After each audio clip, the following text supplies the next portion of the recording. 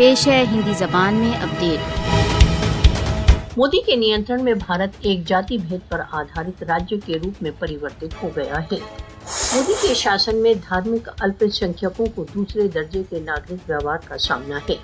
मोदी का दंभ भारत को एक तंत्रवाद की ओर ले जा रहा है।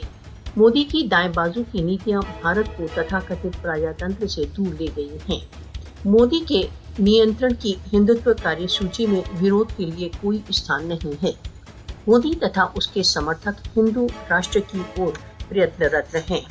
मोदी तथा शाह का जोड़ हिटलर तथा हिमलर के फासिस्टवादी दिनों को प्रतिबिंबित करता है।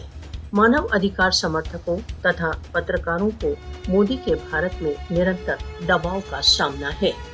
भारत में विशेष रूप से मुसलमानों के विरुद्ध हिंसा तथा भय एक नॉर्म बन चुका है।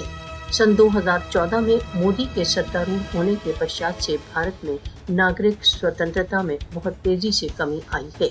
विश्व को भारत में जाति भेद नीतियां लागू करने के लिए मोदी को रोकना चाहिए।